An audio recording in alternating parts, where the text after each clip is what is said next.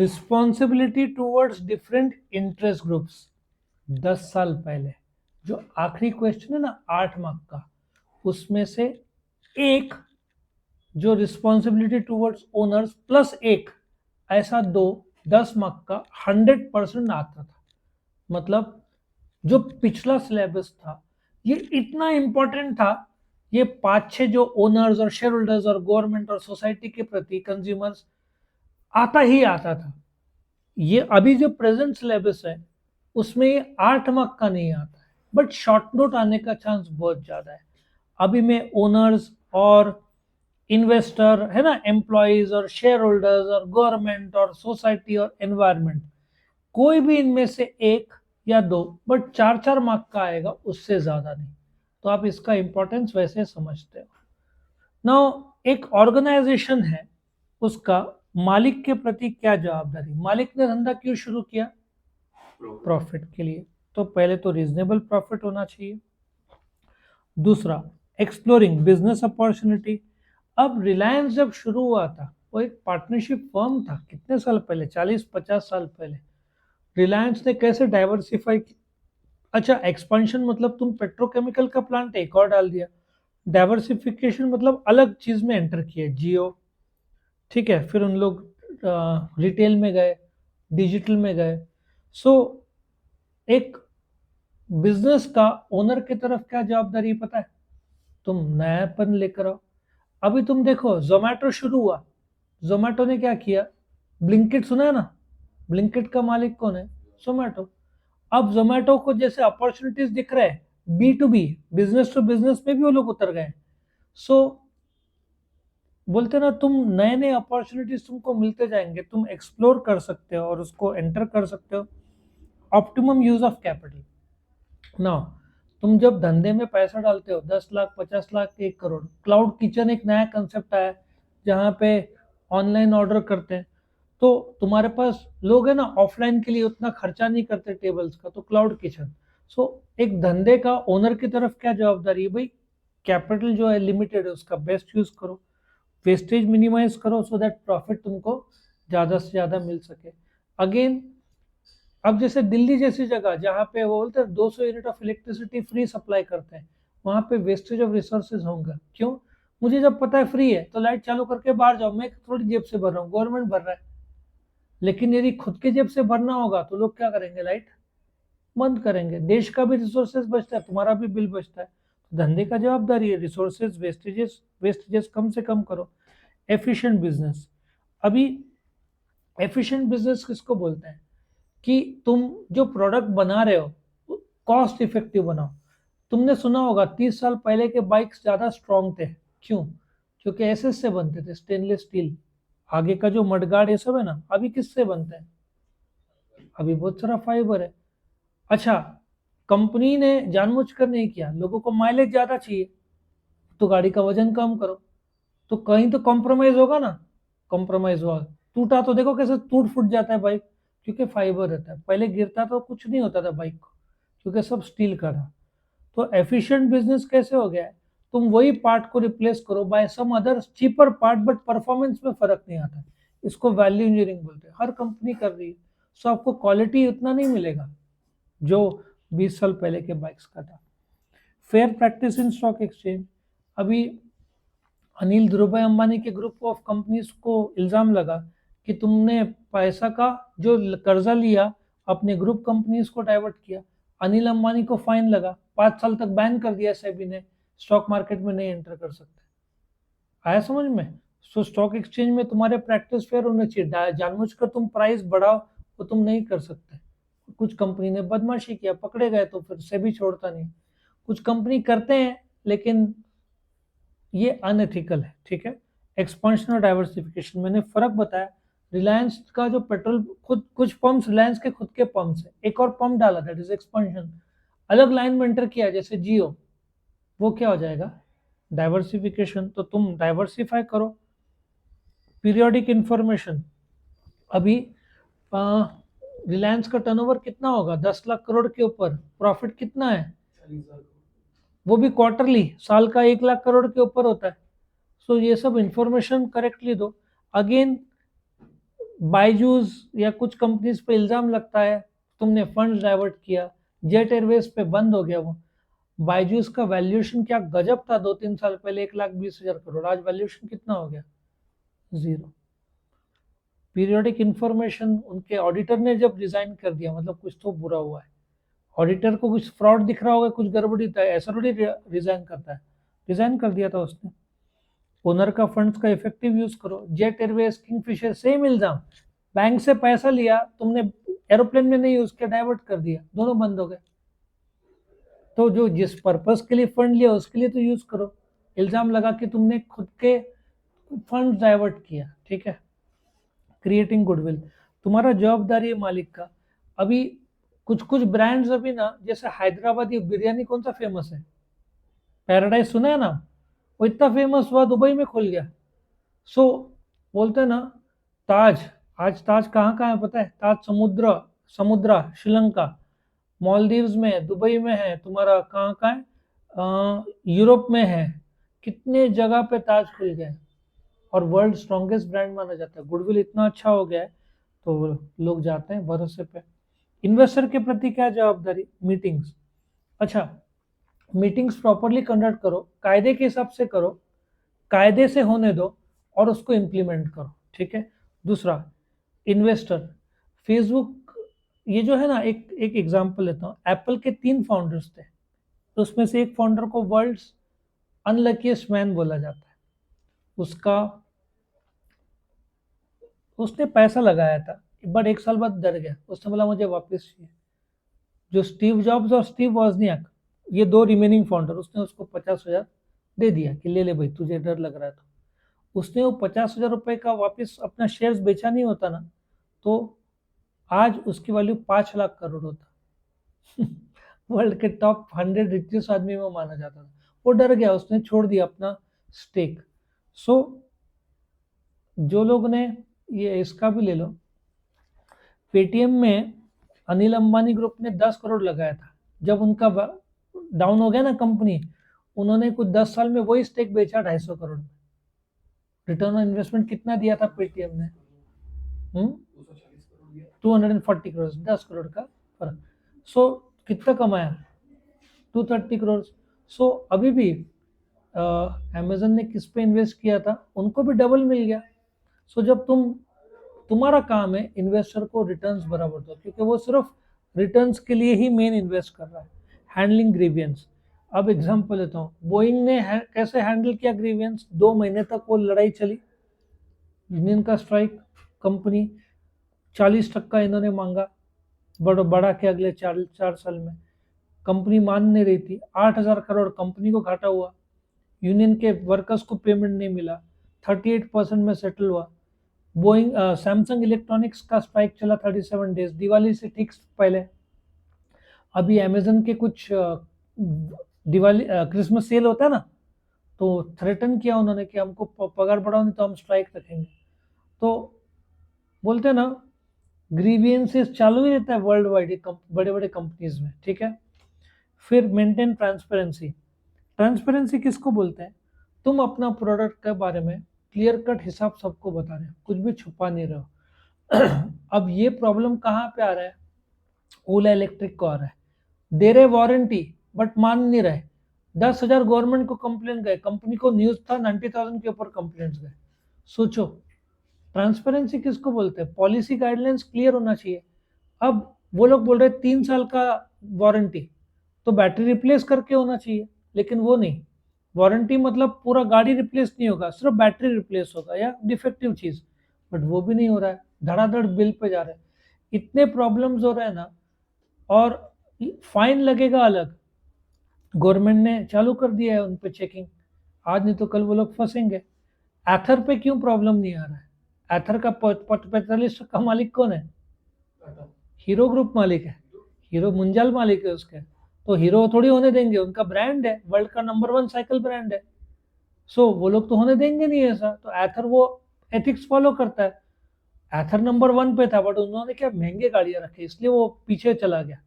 उन्होंने सस्ते गाड़ी कहाँ लॉन्च किए थे? उनका गाड़ी आज तक एक भी जला नहीं है। ओला सबके जले हैं, बट एथर का वो लोग बहुत क्वालिटी मेंटेन करते हैं, बट कॉस्ट ज़्यादा था। सो ट्रांसपेरेंसी रखो। Proper disclosure of information. Jet Airways पे इल्जाम लगा, किंगफिशर पे लगा, एक कंपनी थी, कौन सी थी, सत्यम कंप्यूटर्स, क्या गजब कंपनी था, शेयर का दाम 500-600 था, उन्होंने अकाउंट्स में दिखाया हमारे पास 6,000 करोड़ कैश, शेयर्स का दाम तो स्काई रॉकेट, पगार नहीं दे पाए तो पता चला 60 करोड़ कैश है, फ्रॉड हुआ था अकाउंट्स में, कंपनी बंद हो गया, 500 रुपये का शेयर आ गया 58 में, 18 में, लास्ट में महिंद्रा ने खरीद लिया 58 रुपीज पर शेयर में। सोचो, जिसके पास 5 लाख के शेयर्स थे उसको मिला होगा सिर्फ 5,000 रुपया, समझा कितना घाटा हुआ। Maintains solvency and prestige. अभी एक कल का ही न्यूज, मर्सिडीज बेंज को कुछ प्लास्टिक के पार्ट सप्लाई करता है, नेपोलियन के टाइम का, 1700 कुछ तो टाइम का कंपनी, 250 साल पुराना, वो नेपोलियन का झेल लिया उसने, वर्ल्ड वॉर 1 झेला, वर्ल्ड वॉर 2 झेला, कोविड झेला, अभी वो झेल नहीं पाया।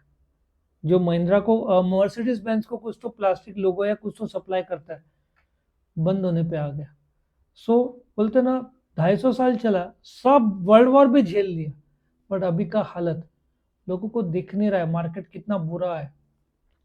वॉक्सवैगन जो नंबर 1 कार मेकर एक समय था, उसने यूरोप के कुछ प्लांट्स बंद कर दिए, इलेक्ट्रिक गाड़ियां वॉक्सवैगन कहाँ फेमस है, पेट्रोल डीजल पे ही ना, मेन तो टाटाज ने नेक्सॉन ने आगे लाया, अभी बहुत सारे प्लांट्स भी बंद हो रहे हैं।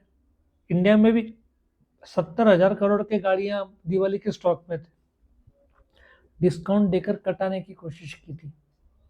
एम्प्लॉयज के प्रति क्या जवाबदारी, सिंपल सा दो, पगार दो, जॉब सिक्योरिटी दो। पहला जॉब सिक्योरिटी, यहाँ पे जापान बहुत अच्छा है, जापान बोलते हैं तुम हमको 1/3 टाइम 8 आवर्स देते हो, तो हमारा जवाबदारी है तुमको संभालने का, तो वो लोग कंपनी लॉस में भी हो ना तो नहीं निकालती है। अमेरिका में लॉस आना सबसे पहले एम्प्लॉय को निकालते हैं, इसलिए जापान का देखो क्वालिटी ज़्यादा है, क्योंकि लोग ज़्यादा डेडिकेटेड, उनको पता है कंपनी हमको संभाल लेगी।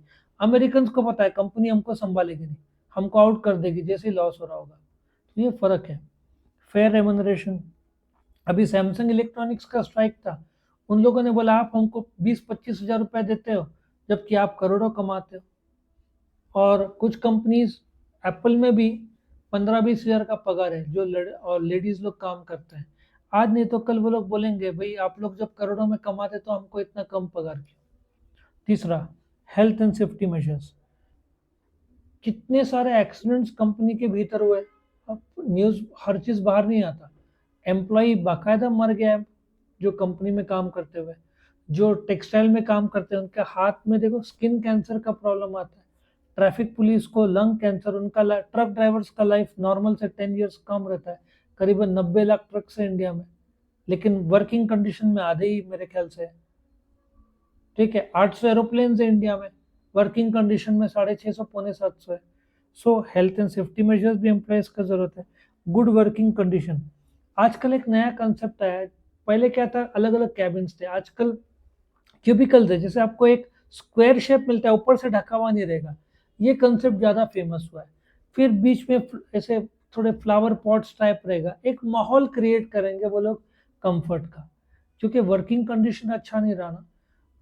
अभी देखो ट्रक्स में क्या था, अपने ट्रक्स का ड्राइवर का कैबिन एयर कंडीशन नहीं था, नया कायदा जो है ना 2026 से कोई भी ट्रक बिना एयर कंडीशन कैबिन नहीं बन सकता। क्यों? क्योंकि सोचो ना, गर्मी में गुजरात में, कच्छ में 45 डिग्रीज में तुम चला रहे हो, तुम्हारी क्या हालत होगी, एयर कंडीशन नहीं है, एक तो ट्रक का इंजन गर्म, वॉल्वो ये सब ट्रक से एयर कंडीशन रहता है। अब भी चेंजेस आ रहा है, 2026 से सब ट्रक्स को एयर कंडीशन के निर्देश दिए, पहले 2 एयर बैग्स था, अभी 4 या 6 कंपलसरी कर दिया गवर्नमेंट ने, समझा। सो वर्किंग कंडीशन अच्छा जरूरी है।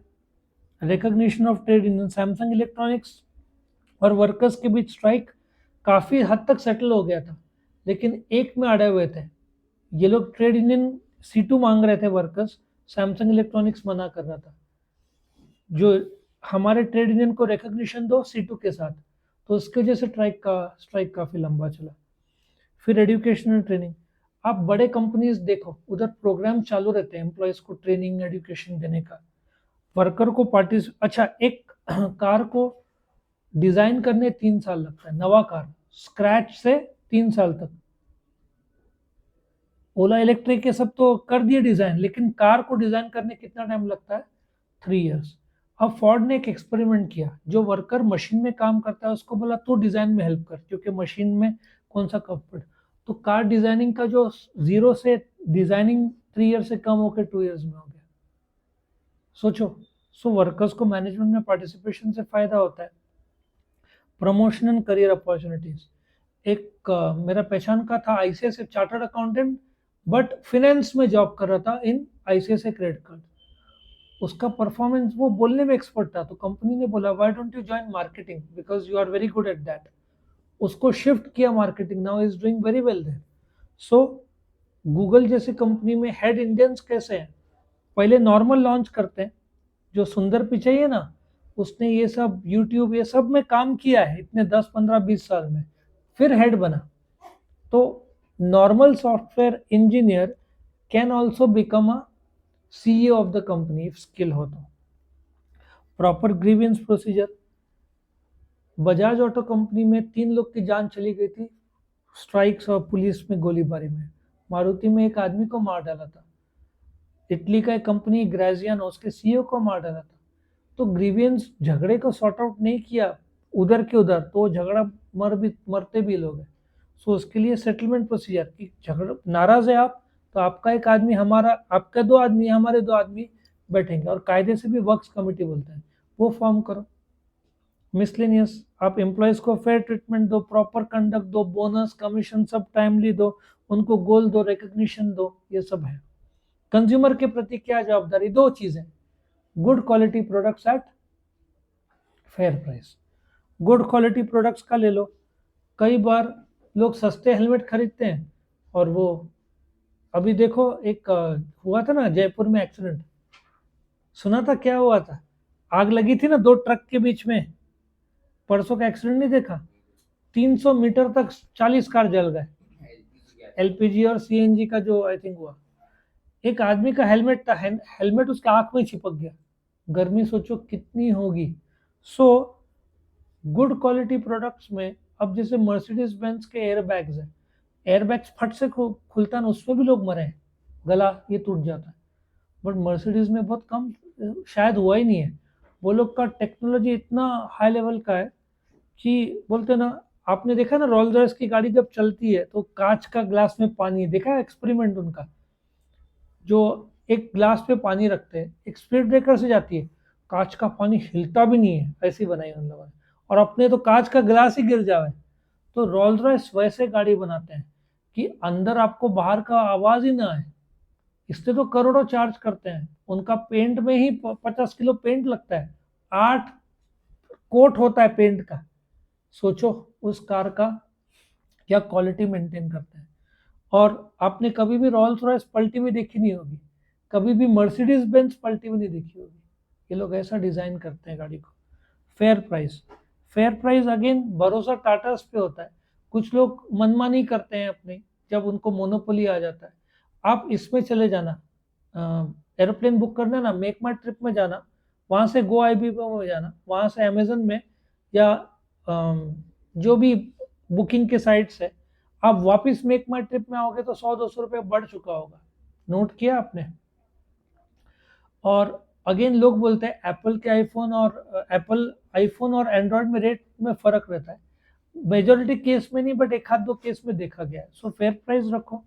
कस्टमर सेफ्टी, कई बार आपका प्रोडक्ट आपको नुकसान पहुंचाता है, ठीक है, तो उसमें सेफ्टी रखो। ऑनेस्ट एडवर्टाइजिंग, लोग क्या करते हैं, एडवर्टाइजिंग में बोलते हैं 50% ऑफ, रेट बढ़ा देते हैं और 50% ऑफ दिखाते हैं, बट नीचे कंडीशन अप्लाई लिखते हैं। तो जब आप जाते हो तो 2 प्रोडक्ट में रहता है, बाकी में नहीं रहता। तो ऐसे बहुत धोखाधड़ी इंडिया में होता है। आपने एक्सपीरियंस भी किया होगा कि दाम चेक किया, ज़्यादा निकला। ये ऑनेस्टी एंड एडवर्टाइजिंग बहुत प्रॉब्लम है। और लोग क्या करते पता है, एक 5-10 मिनट में हो जाएगा ये। फिर आफ्टर सेल सर्विस, ठीक है, अगेन मैं ओला इलेक्ट्रिक रिसेंट एग्जांपल इसलिए ले रहा हूँ। उनका आफ्टर सेल सर्विस तो दूर की बात है, गाड़ियां आप देखो शोरूम के बाहर ऐसे खड़े रहते हैं, सर्विसिंग किसी का हुआ ही नहीं है। एक एक महीना आपको गाड़ी तुरंत लगता है ना, आपने इतना इन्वेस्ट किया, एक एक महीना गाड़ियां खड़े हैं वहां पे, नहीं कर पा रहे वो लोग। R&D, अभी आप देखना, जो आपको नेक्स्ट प्रोडक्ट मिलेगा ना, मोबाइल के चार्जिंग्स, अभी तो फोल्डेबल, अभी तो डिटैचेबल आ गया है। जो पेटेंट करा रहे ना, वो करते ना ऐसे, तो डिटैच अलग हो जाता है।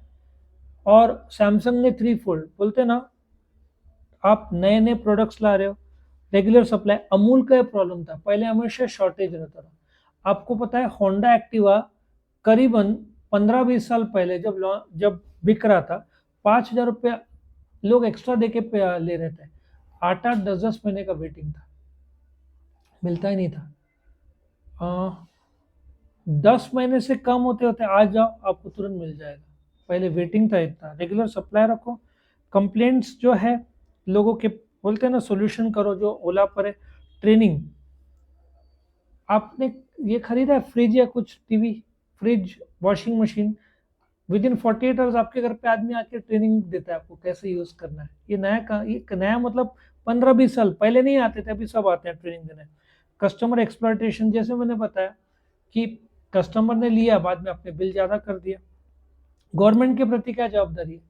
टैक्सेस पे करना, कायदे कानून फॉलो करना, एक्सपोर्ट करके फॉरेन एक्सचेंज कमाना, गुड्स बना के आउटपुट लाना जिससे इकोनॉमिक डेवलपमेंट हो।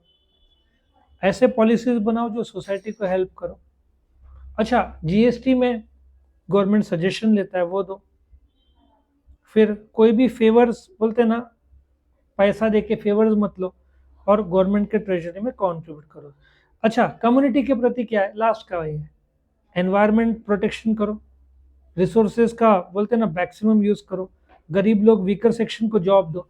कुछ बॉम्बे में होटल है जो हैंडीकैप लोग को, या ऐसे कुछ बोलते ना, कैशियर के रूप में हैंडीकैप को जॉब देंगे। एप्पल में 60 से 70% लेडीज ही है। बैकवर्ड रीजन्स को डेवलप करो। जैसे दिंडोरी में कंपनी आ गई, तो वहाँ पे हॉस्पिटल, स्कूल, रास्ते सब डेवलप हो गया। सोशल एक्टिविटीज, बोलते ना, कोई गलत काम हो रहा है उसके विरुद्ध फाइट करो। फिनेंशियल असिस्टेंस, किसी को बोल रहे थे कोई एमबीए नहीं कर पा रहे, पैसा नहीं, मतलब गवर्नमेंट के एक ट्रस्ट है ना, बिरलाज और टाटाज, अंबानीज, एक बार उनको कांटेक्ट करो, वो लोग स्कॉलरशिप देंगे। 5-5 लाख का स्कॉलरशिप देते हैं, ठीक है। और फिर कंजेशन इन सिटीज, ऐसे जगह चले जाओ जहाँ पे ज़्यादा कंपनीज नहीं है, और लास्ट में लोगों को नौकरी दो। एक एप्पल स्टोर खुला तो 100-200 लोग को जॉब मिलता है, सोचो। अभी 4 स्टोर खुल रहे, 500 लोग को जॉब मिलेगा। एक नया अभी टोयोटा का प्लांट आ रहा है 2026 संभाजी नगर में, जो कि पहले औरंगाबाद बोलते थे। कितने हजारों लोग को जॉब मिलेगा वहाँ पे। तो ये था अलग अलग जो इंटरेस्ट ग्रुप्स है ना, उनके प्रति जवाबदारी, responsibility toward different interest groups. तो ये खत्म होता है।